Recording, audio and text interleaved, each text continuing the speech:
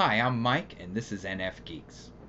This video is the first in a series of videos where I am going to sort of monologue a little bit about various ideas and thoughts and concepts I have running around in my head about typology and personality stuff.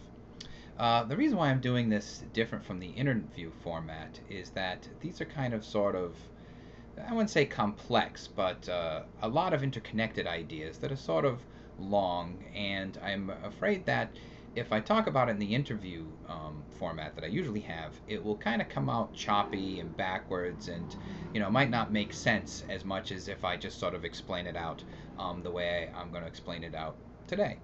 And another reason I want to do these is that I'm sort of declaring my authoritative voice with these videos. And I've kind of been waiting to get my PhD to do that. I kind of felt authoritative before that, but I wanted to sort of make it official. So I can sort of speak from a place of authority and expertise. And what I mean by expertise isn't perfection, but someone who's a professional expert, somebody who knows this very well, somebody who has studied it officially, someone who has used it professionally. So I think that now that I have my PhD, I can talk about it from an intellectual and both an intellectual and a professional level, and sort of express things that way. Now that I've sort of achieved the certain level of education that I can achieve, the highest level I can achieve. So this video and a bunch of other videos that are going to be coming up are sort of me talking about my ideas that are sort of occurring in a more complex way that don't always come out on NFGeeks, or just come out piecemeal, either on NFGeeks or on the Facebook forum. It's a piece here, a piece there, a sentence here, and to sort of talk about things in sort of a conceptual way, contained, that kind of makes sense. So this is going to be the first one of those. But to reassure everybody, the NFGeeks format is not changed, as you will see coming up in the next couple of weeks as well. NFGeeks is still about conversations, okay, and experience. It's not so much theoretical. Some theoretical stuff comes out, and these videos will certainly be more theoretical than I've talked about before, but the purpose of NFGeeks is really to talk about the experience of your type and your experience interacting with other types. It's about the personal, subjective, talking about the self. I am an ENFP, and this is what it's like to be an ENFP, that kind of stuff. I'm not terribly interested, in spite of this new series, I'm not terribly interested in creating the next Carl Jung, either here or on the forum or anywhere else. That's an important thing, but I'm not interested in that. Other people can do that. I'm really interested in expressing the experience of people just kind of talking about themselves. And so even though I'm going to be talking sort of theoretically in these series of videos, really it's sort of my personal experience with these ideas. That's why I'm calling them monologues, not really lectures. It's sort of, this is still the world according to Mike, the world according to NFGeeks. I don't believe in objectivity. I've said that a million times. There is no objectivity. It's just the subjective personal experience. So I'm going to relay my personal experience about these ideas through these sort of monologues I'm sort of going to be having. But it's still a conversation, because there'll be comments and people talking back and forth and talking back to me. So there's still going to be a dialogue going on. Obviously it'll be in the comments and less on screen.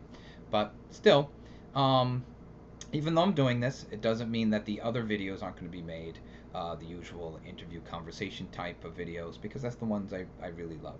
Okay, so just to reassure everybody. So this first one's a great topic to lead us off on this series of videos, because this one is about the Enneagram. And the reason why I want to talk about the Enneagram is because a lot of Enneagram questions and comments and ideas comes my way, obviously, as it does with any kind of MBTI thing, I realize. But I'm really talking about, again, my own personal experience, which is that I get a lot of questions, I get a lot of statements. I get a lot of connection and all that. So uh, because of that and wanting to learn more and also add this to my professional and intellectual self with all the other education and training I've had regarding typology, which is vast now, to be honest, gang. I want to make it vaster and incorporate Enneagram into NFGeeks and into the conversation that I'm having, and also to my own professional experience and understanding. So, what I did is I've started going to Enneagram trainings and seminars. Uh, See, I'm the real deal, with this stuff, and I like doing homework, I guess. So I'm starting to go to trainings and seminars so that I can be more up on the Enneagram and have the discussion a little bit better than I've been having. So basically, I've just been saying that these two things seem to go together the way people talk about it, and that's true. And I still hold that belief in a much greater sense now. But I really couldn't say anything more than that. I couldn't talk about whether somebody is a 3-wing 4 or whatever. I didn't have that expertise. I wasn't studying it. So I decided to start studying the Enneagram in the way that I've studied MBTI, so that I can see how these these two things fit together, or to have this discussion with people who are into the Enneagram and start talking back to them, because they're certainly talking to me, both here and on the Facebook forum. So I want to kind of get back into that. So I went to a training the other day, and the training was run by a guy named Herb Pierce, okay, and he has a master's in education, and he is very up on the Enneagram, and he's written books about the Enneagram. I have one that I bought from him. It's basically, it's called the Enneagram Basics. Here it is. It's by Herb Pierce, okay, that's his name. And so this is a pretty good book because he lays it out very textbook, but it's not all over the place. It's very sort of constructed and basic and easy. It is called Basics, so it's very easy to grasp in this book. All the 9 types. So I definitely recommend this book. And he has others, more advanced books. But if you want to start with the book. Herb's book is a good place to start. This is where I'm starting too. So I like it. It's easy to understand, get you right into it, and it's pretty good to use. So I definitely recommend that you buy it if you're into the Enneagram, or if you're not, you want to learn more about it. This is the book. And so this is the guy who I went to his training to do that. I'm going to talk a little bit about that and a little bit about him. So let me talk about him. So first of all, his name's Herb, and he told me that he's an ENFP, and so he has sort of this reverse thing going on. He's really into the 9 types of the Enneagram. This is his major theory. This is where his love is. But, like anybody else in typology, he also knows about MBTI. So he told me that he was a 9, but he was also an ENFP. And I kind of thought that going in, because he had this Hawaiian shirt that didn't have the Hawaiian stuff. It had sort of this psychedelic cubist thing going on, but a Hawaiian shirt with that. And I thought to myself, yeah, I'd wear that. If I was at a barbecue or something, I'd wear that. And I really kind of connected with him because he has a deep love of the Enneagram system. He loves it. And he loves it the way I love MBTI. He just loves it. He never, he thinks about it all day long, talks about it all day long, and he never gets sick of it. And he's been into it for decades, over 20 years. So I can really identify that, because the way he talks about Enneagram and the way he loves it and can just talk and talk and talk and talk is kind of the way I feel about the Myers-Briggs. And I feel exactly the same way. So I definitely felt on the same level with him, and that was really awesome. And he said something that was so wonderful from ENFP to ENFP that he said that just blew my mind, and I laughed my butt off because, I wish I had come up with this sentence. And he said that, the Enneagram was the best lover he ever had. and he's saying this as an ENFP. And boy, I totally laugh, because I feel the same way about MBTI. It really is. Who should I marry? I should marry MBTI, because that's the thing I truly love, and it loves me back. So, just him saying that really, really connected with me. So I really like that. So what I'm going to do in this video is just kind of relay, and again, experiential. I'm just going to relay my experience of the training and what I got out of it, and what I think about it as an MBTI practitioner, intellectual to professional, which I'm sort of, again, announcing with these things. What was my experience of it? What do I think about it right now? What am I getting out of it? What's my first impressions, ideas, whatever. So that's what I'm going to talk about in this video. Now, this was the first training, so it's really just I really just went to a in-depth discussion of the 9 types. Okay, so before people start asking me about the wings, I mean, I could talk about it, but that's the next training that I'm going to go to a seminar with him, and that's going to be about the wings. And so the next time I do one of these videos, I'm going to do another one at that point. After I go to that training, I can talk more about the wings and what that's about. So really, this video is just about the basic 9 types and how I think about them as a Myers-Briggs guy. Okay, so here's my first impression about it. So, and I'm going to begin with this, and I'm going to end with this idea. My first impression of all this is that the Enneagram system is a great system to connect with MBTI. It really is. I think it's actually the best to connect. If we're going to take different theories about, or different systems about personality type and kind of like work with them together and put them together and get them to dance and all that, the Enneagram is the one to use by far. I would say that this is a really good match, and it's a really good match because what I get out of this is that they're talking about both systems, the Enneagram and the Myers-Briggs, are talking about the exact same thing through different lenses, okay, through different lenses, that are a little bit different, little different focused, bigger size, little size, who knows, but they're not really in disagreement. They're just looking at the same thing from just different points of view, but they're coming to similar conclusions because they are talking about the same thing, okay, which is personality. And that allows for a lot of crossover, and I like that. At the same time, it's its own system. It doesn't have letters, it doesn't have, anything, like that. It stays away from the whole letter thing. It does this number thing. It has its own clustering. Okay, I'm going to talk about the 9 types, and really what you see, and anybody who's into the Enneagram knows this, is that multiple types can be found in one of the numbers. It clusters things a little differently than the way the temperaments, the 4 temperaments cluster types together. The numbers kind of cluster types in different ways, and types that you wouldn't normally put together. It's not all NF, NT, SJ, although we're going to see some of that. It can go, multiple types can be in the same number that you wouldn't expect to be together. And, I like that, okay? Because it's really just grouping things differently, but talking about the same phenomena, all the time. Now, how would it fit in, or how does it fit in with the stuff we talk about Myers-Briggs and typology at NFGeeks and wherever else you are? It's painting broader strokes than the specific Myers-Briggs stuff, with the 16 types.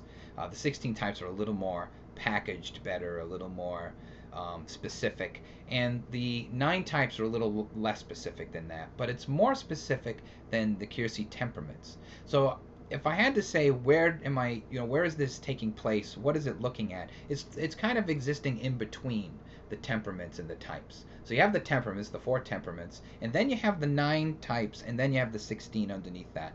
And I think that's where this is all sort of connecting. So you have this one type of grouping, and then you have this second type of grouping, and then you have this third type of grouping, and they all sort of interact and shake it up, mix it up, personality stew. That's what's going on. Now, a couple of things I want to talk about that are similar to MBTI, or just basic stuff that he had said in this training, was just like the people in Myers-Briggs and Carl Jung himself, he said that he feels that people are born into their number type, just like you're born into your Myers-Briggs type. And that at least seems consistent. That's an idea I'm always going back and forth on because I like development and all that, but a lot of things make me think that that's correct. So, Now, an interesting thing that he said, and I like this aspect of it because it's kind of like the temperaments, is that introversion, extroversion doesn't really matter for the number. So you can be an introverted 2 and extroverted 2, whatever. You could be any number, introverted, extroverted. It does seem there's a clustering where you may get more introverts in a certain number than others. Okay, it does seem like that for a bunch of these. But still, any number could be introverted or extroverted. So I found that very interesting. one thing that he said too about the Enneagram, and this isn't as much true about the Myers-Briggs, I admit, although we try to get there, and that is that it gives both positive and negative things, and it actually gives you something to work on specifically. And that's kind of true with Myers-Briggs. We always talk about, the weaknesses of the types and whatever, but really we're always talking about the strengths. I mean, any dialogue is about the strengths, really, and trying to find the strengths. Where the Enneagram is a little more talking about your inner unconscious things you're not dealing with, any kind of dissociation you're doing or whatever. And I like that. And the way they do this, and I'm not up to this just yet, or the way Herb does this, is that he says there's 9 levels within types. So you got a certain type, 1 to 9, and then each one has 9. 9 types or 9 levels, not necessarily 9 separate dimensions, but 9 different levels of maturity or function, whatever way you want to look at it. And that's really good. That's something MBTI needs to adopt. I've always said that, that we need to adopt different types of ENFP or whatever. But I like that he lines it up in terms of maturity, and I think that's a good thing for Myers-Briggs to do as well. There's something there to learn from. So, all right. So let's get into it. What I'm going to do is talk about what each number sort of means in terms of what he had said. And many of you into the Enneagram already know this. So I'm just going to, but for those of us who don't, or just into Myers-Briggs, I'm going to give sort of just a brief sort of rundown of each number, but then kind of talk about what type or temperament seems to connect with that number, in my opinion, okay, my experience of it. So the first one he called the perfectionist person, and that's number 1. That's type 1. And the perfectionist is very correcting, knows what is right, knows how to do things right, knows what is right, what is wrong, kind of concrete, feels that they can do whatever they want, not whatever they want in a selfish sense, but can choose action because they feel that right is on their side, correctness is on their side. They like standards and guidelines. They're kind of puritanical sometimes. Kind of be judgmental with a moral code. And it seems to me this is very judging. The judgment attitude. In the 4 things, and specifically it seems very SJ. Obviously, and very ISTJ. Noah I don't think he could be anything but a 1, in the system. Sounds exactly like him. Because the other J's, though, are there, obviously the SJs, but some of the other J's that exist could be 1s in my mind, somewhere in there. I could see some INTJ kind of be in that one. A rigid INTJ might be a 1 in there. So some of the other judging types I could see in 1, but certainly the SJs are in there, and ISTJ, boy, they're rocking it. So that's what I think of number 1. Number 2 he called the helper, and the helper, obviously somebody wants to help, and they need a lot of affirmation and affection, the kind of cheerleading. They want you to feel good, and they expect that you make them feel good. They're very generous, but they sort of make people feel guilty, very martyr-like. Nurturing, but on the bad side can be codependent. So that's kind of the helper. Now obviously we got feelers in there. This is a very F number, number 2, and it seems to me that this one could be the SFs. Specifically out of the SFs, I think the SFJs more than the SFPs, but I could kind of see SFPs in this. But it does seem very NF, I have to say. Seems very ENFP, INFP in a way. I wouldn't be surprised if ENFPs and INFPs end up in 2, or NFs in general end up with 2, as well as the other SFs. So that seems right to me. The next number is 3, and 3 he called the achiever. Okay, obviously somebody wants to achieve, and he called this can-do people. And these are people who want to look good and sell by the sizzle and marketing. That's how we talked about it. And these are people who care about results, but sort of in an end justifies the means results. He said they were very competitive. They want to win. And they value accomplishment. They want to accomplish something. They want to be the best. They want to be rewarded for being the best. And they're not afraid of deception to gain all that. And this sounded, 3 sounded very SP. Obviously, a lot of SP values and orientations are sort of floating around in 3.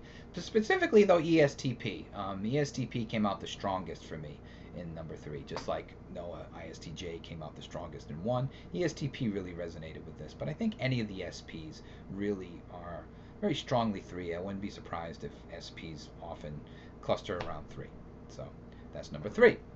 Now number 4, and I always hear a lot about number 4 in NFGeeks, because a lot of our fandom here at NFGeeks is 4s in the Enneagram system, and this one's known as the romantic. And these are people who seek depth and are artistic, but in an expression way, in a metaphorical way, and have emotional struggles with their art. He said, they don't want to give up their art; it's too deep and meaningful for them. And that was interesting to me because some of the NFs who gave me poetry for the poetry episodes expressed that. Okay, they're like, oh, I don't know, this is so deep, and I don't know if I can even share it, and don't mention my name when you read it. It's very deep for them. This is the humorous part. I laughed to myself. He said that number 4s are known for exaggeration of feeling, of sort of overreacting to their perceptions and amplifying their feelings, and their emotions are always shifting back and forth and all around, and there's no sort of calm middle. Okay, and they're very comfortable with depth. And he said that 4s are the least objective type. Okay. And they're sort of tragic in their romance. They sort of lean towards pain and suffering, and they sort of see themselves as being victimized. Okay, and they take everything personally. I don't know if this reminds anybody, in the NF community, if anything like that. But okay, to be fair, obviously romantics are Fs, and boy, this sounds very NF to me. And just like a lot of 4s say, seems very INFJ, INFP, but more INFP. The thing that resonated the most about INFJ, INFP is that search for balance. And what he said is that one thing about 4s, they search for that emotional balance because they don't got it. That's why they strive to get that balance, emotional balance, and that's why they fight for it and really try to make it, because inside themselves they really don't, and they're trying to fix that. It bothers them. Causes them pain and suffering that's sort of all over the place in the feelings. Now that has been very INFP. I've seen a lot of INFPs who do that, just the way he said it. INFJs too. Now, ENFPs, like myself, we're all over the place emotionally, but to be honest, we don't care. We don't care. We accept it this way we are. Okay, whatever, deal with it. Sometimes when people criticize us, we go, oh God, but then we get over it. But it seems like a real struggle for them, and that's why I think they're sort of into peacefulness and meditation, INFP and INFJ, because they want to sort of calm that fluctuation that they're actually experiencing. So, obviously very NF, but any of the Fs I think could be in a 4. Okay. Now number 5. Boy, this one's very fascinating. I got a good chuckle out of this one. He called the engineers. And he said that these people are experts in knowing knowledge and are knowledge seekers and strive to get important insights with their knowledge. They care about mental creativity and being very systematic in that. You'll find a lot of 5s in philosophy, very analytical. They enjoy studying. They're trying to be brilliant. They want to know things precisely, and these are usually esoteric, abstract things. They're often geeks and nerds, he said, very awkward people. He says there's sort of an introverted cluster. You find a lot of introverts in 5. And this is what he said. It's not what I'm saying, but this made me chuckle. This is the part that made me chuckle. He said sometimes when they're sort of not doing so well dysfunctionally, they come across as arrogant know-it-alls. Wonder what he could be talking about there. All right. So obviously, he's referring to thinkers, and it sounds a lot like this is an NT position. NTs must be lots of 5s, or lots of 5s end up as NTs. Again, all the other types can be found under this too, I think, because this is, if you're in academia and you're really into academia and research, you could definitely be into this. But again, introverted, he's sort of saying that these are INTPs and INTJs specifically, or introverted thinkers, whatever introverted thinkers there are. But it seems like he's talking a lot about INTJ and INTP here, as far as the NTs. It's seeming that there's sort of an introverted cluster. Okay, but other types can be in here too, but it just seems very NT. I think everyone agrees. Next is number 6, and he called that the security seeker. And this kind of made me think a lot. So first of all, this is someone who very much needs security. Okay, They're sort of worried about the dangers of the world, and they're kind of paranoid, and they kind of have phobias and OCD and things like that, and they worry a lot, and they want to find security out of all that. So they're very big on protection. They like being with people and being, sort of connected people, but if there's security, okay, in that group, if there's not security or if it feels unstable, they're out. But if it's secure and providing that security, they like to be there. However, they have a lot of courage. They deal with reality in a concrete way, and they want to deal with real dangers, even if they're unlikely to happen. They want to be ready for actual real dangers, you know. And so this seemed more feeling to me, and certainly very SFJ, very ISFJ. Number 6 seems. But certainly SF. But I want to say that there's an NF side here, specifically with INFP, because I've seen a lot of INFPs worry about this too, exactly the way it's been described. Certainly in economic matters, when the economic things are sort of off, they get very anxious, because they're sort of looking for the security in that outside tangible way. Maybe this relates to the fluctuation of emotions, and they want to have anxiety and worry and go up and down. So they sort of enter into this thing and sort of worry about money and security and all that. So I've seen INFPs act like 6s. So I don't know, might be some INFPs in there. But I see a lot of ISFJ, ESFJ in this, very much so. So that's 6. Now number 7 is the optimist, and he said that I was a 7. So those of you who are into this and you like this, let me know if I'm a 7. And the optimist is, life is great, life is fun, everything's positive. Doesn't want to be around negative things, and everything can be turned around with a positive thought. Enjoys fun, often are jack of all trades. I'm certainly one of those, and involved in multiple careers. I've done that too, and they can be easily bored and distractible. So this seems very perceiver, seems very P to me. And obviously, I think SPs and NFs can fit into this. And obviously, specifically, this sounds very much ESFP and ENFP. So if we look at this from a 7 point of view, I'm not surprised that ENFPs are often seen as SPs, because maybe in a different cluster we're the same. SPs and ENFPs are both in that cluster of 7. Or maybe just perceivers are. I mean, I guess INFP could be in there too. Sort of being in that perceiving all over the place kind of place. INFP is a little less. They're not always very optimistic, but that explains why ENFP and SPs kind of get clustered together if we look at it from 7, because that often has been said about ENFP. Now 8 is considered to be the boss, the director. That's how we talked about it. And he said that 8 cares about leadership, and they want to be in charge. They're controlling, for better and for worse. Sometimes you need somebody to take control, so that's not necessarily negative. Very confident. They're not necessarily sensitive or care about individuality. They want total honesty, though, he said, because they want to know the facts so they can take leadership. They don't want things to be vague. They don't want things to be wrong. They want to know what's right so they can take a leadership position and act on that. And he says they're decisive and sort of movers and shakers.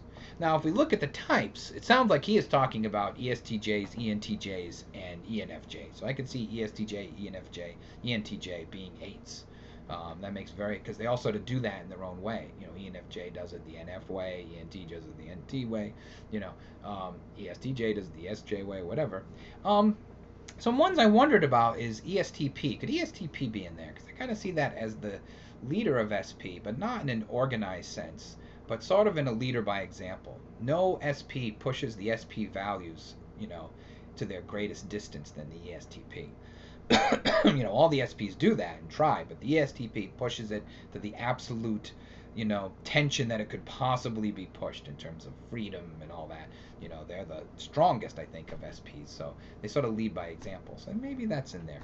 Other ones that are sort of close to leadership is ESFJ, INTJ, INFJ. I wonder if those kind of fit in there. I don't know. Just kind of throwing that out there. And last, number 9 is the peacemaker. This is an interesting one. The peacemaker is somebody who sort of wants to make peace. They want to get along with everyone, avoid conflict. They don't like that. He says they're very empathic and sensitive. They sort of lack a self. They sort of have this spiritual oneness going on with the universe. They don't really have any ill will. Okay, they do have repressed anger. He said that. they're actually more likely to be victims, actual victims, than 4. 4 thinks they're victims, whereas 9 are actually being victimized. Okay, and you know, they care about enlightenment. This sounds very INFJ, and again very NF and INFP.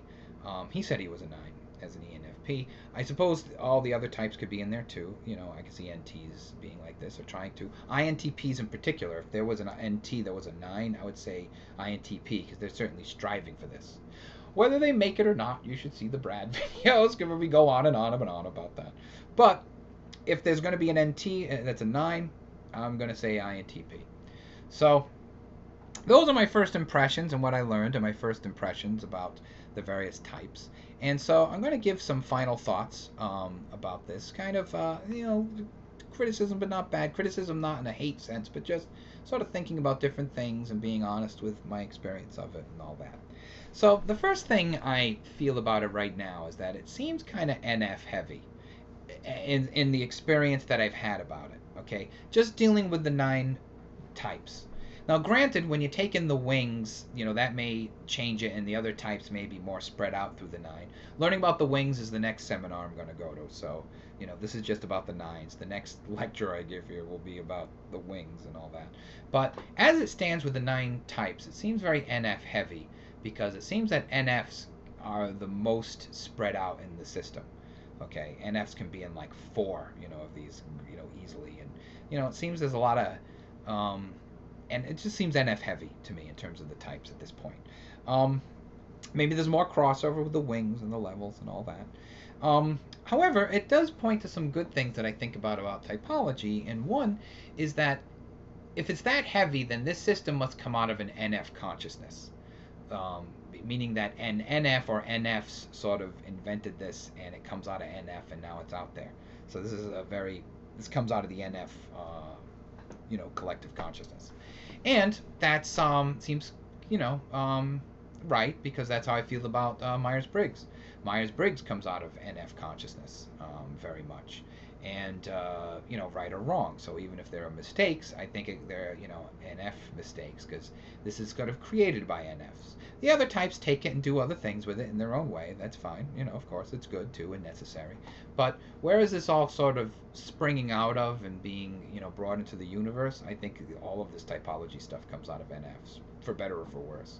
So the NF-ness of the Enneagram makes sense to me. Even, you know, as it's coming out of NF consciousness, it definitely feels that way. But it's also kind of little NF heavy, and, you know, I'm hoping that when I take other trainings, I'll see this in a different light. But that's my first impression. Okay. Now, one thing that was interesting, and I have a lot to say about this one, is that Herb said there is no one official Enneagram survey, you know, where you answer, you know, dichotomies like you do in the MBTI. You know, there's ones out there, they're on the internet, but there's no one official one that's out there to be used, okay? And he was fine with this. He said that the way to do the Enneagram is to do self-exploration. And through self-exploration of the self and using the types and thinking about the types is how you really get to understand your type. Now, if you've been following NFGeeks and you've been reading my comments on the Facebook forum, I obviously don't hold that a position officially as a Myers-Briggs practitioner and intellectual and all that. My opinion is that for Myers-Briggs, you should take the actual MBTI inventory. That's what you should take, because that is the best inventory there is regarding the types. And it's the best because it has gone through the quantitative methods and inferential statistics that are found in research. One of the mistakes people make, I'm going to go off for a side for a minute. One of the mistakes people make regarding the MBTI, the actual inventory, is that, or the theory itself and the types, that there's no science going on here. That has more to do with the script that goes on in the MBTI community, or just school or whatever, as opposed to the reality of how this inventory is formed. Okay, so it's part of the dialogue that, you know, if I want to be critical, I have to talk about the non-science, but that's not the case at all. I would direct any of you to buy the MBTI manual. Okay, right here, I'm going to show it to you. Buy this thing, and you will see that a lot of methodology and research has gone into the MBTI MBTI, more than you could possibly imagine. And real science is based on quantitative methods and inferential statistics. When they say in science they observe something, what they observed is the measurement change on the independent variable and how that affected the measurement outcome on the dependent variable, and that's it. That's what science is. And the MBTI uses that. And so that's why I like the actual MBTI, because it's actually based on a ton of statistical research, factor analysis. Go look up what that is. Okay, that's some difficult math in that one. So there is real research going on here in terms of the MBTI, and there's not in the Enneagram. The Enneagram is much more qualitative, and there's no official inventory or anything like that, that's run through quantitative methods or statistics or anything like that. Now, a couple of things on that, though, is that, so first of all, my first opinion is that the Enneagram system, and those of you who are into the Enneagram system, could benefit from an inventory that is the one standard inventory that has gone through quantitative methods and inferential statistics, real academic research, actual academic research, that can be standardized and everyone can use and accept, just like the MBTI. I think the MBTI absolutely helps the whole personality typology system and community, and I think an Enneagram one that's standard, that has gone through the academic rigor of some kind, would make a difference for the Enneagram. That's me. Okay. Now, to do that, connected to that, I'm going to return to this point later, is that needs an incorporated organization like the Myers-Briggs Foundation. So one of the things that would make this happen is if there was an Enneagram Foundation, some sort of nonprofit or profit organization that's organizing these ideas and doing the research to come up with this inventory that they then can use with corporations, academia, whatever. There needs to be an Enneagram organization, just like there is a Myers-Briggs Foundation.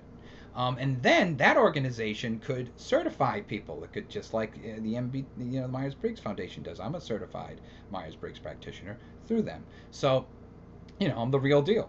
So someone else could be the Enneagram real deal, really, as a professional, if there was an organization that then could certify or license practitioners. And to do that, what do you need? A standardized inventory for research.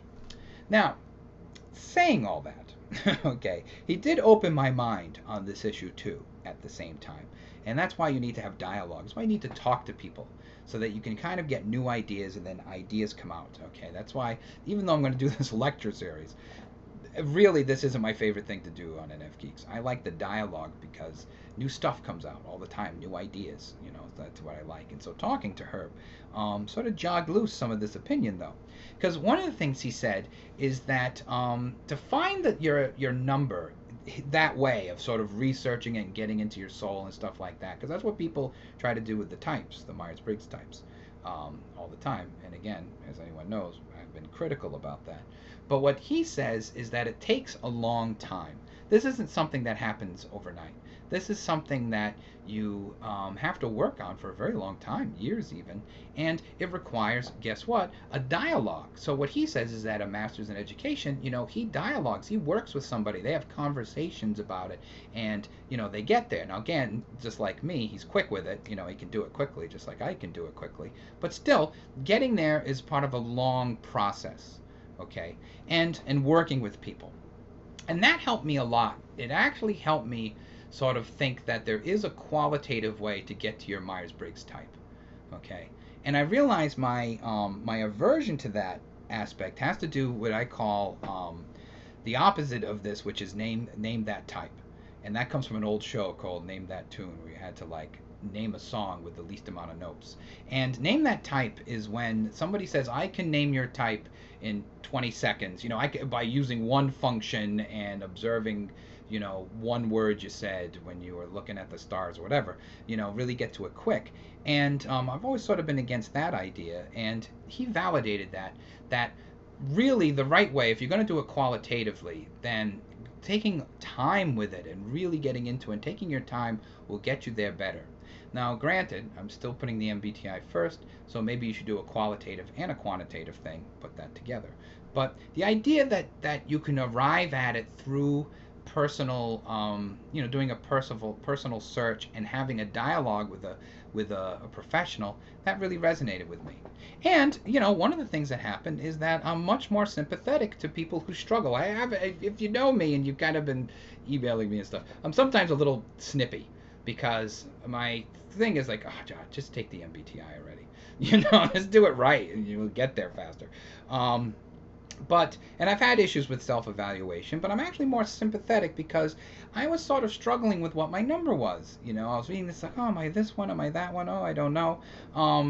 The way people sort of struggle with the MBTI, and I went through that same struggle. So I understand when you're first exposed to it, it takes a while to sort of get there. And I'm going to be a little more sympathetic to that journey now. Because it was my first time. I get it now. I had the experience. Now, saying that, this could be eliminated if there was a standard inventory like the MBTI itself. Just saying. Okay. All right. So, what are my final thoughts? These are my final thoughts. And the first one is that these two things absolutely overlap. Okay. And I definitely feel that this is the best typology theory outside of the Myers-Briggs that warrants people who are into the Myers-Briggs typology to not only look at, but try to find a way to put these two things together into one system. This is the one system that, out of all of them, really should be the first choice to meld together. Okay, this is the one that is closest to the Myers-Briggs one, and there definitely seems to have some overlap going on that warrants a unity within that.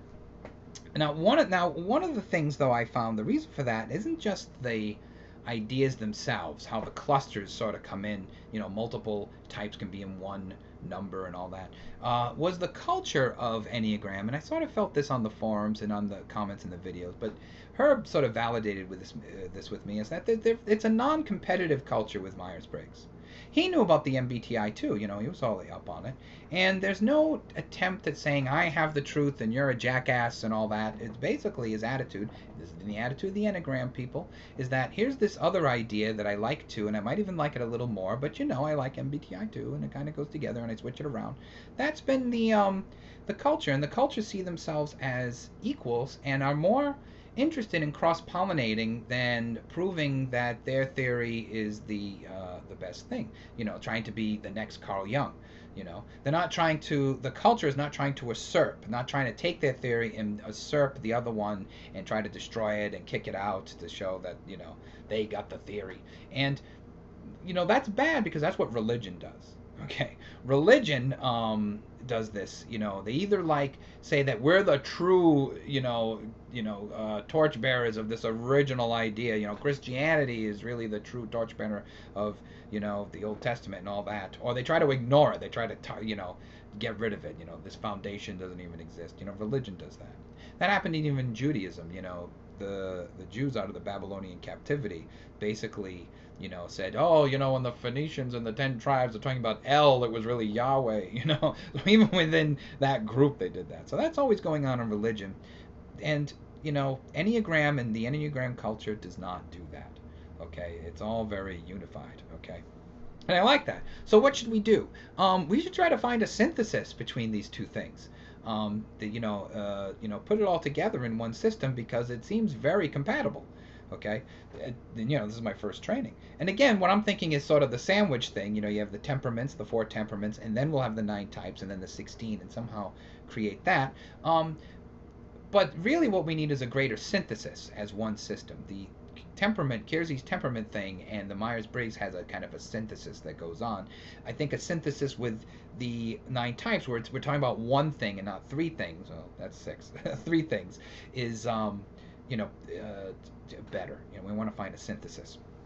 Okay, and it has to be more than just the letter. We need even a new language. It can't just be letter number combinations because then it's going to look like a license plate. I'm an INFJ 4-wing 3-7. It's going to be too much. We need to somehow get it down. It's going to be, we all don't want new social security numbers, do we? Now, how are we going to get there? Well, guess what? By using quantitative methods and inferential statistics. I know I'm beating a dead horse, but by doing that kind of actual academic research analysis, we can also not only do the both, that get analysis for both things, but analysis for both as one thing. That's how science and academic research actually works. So we need more research on both of them, and then we need research that puts them together as one system.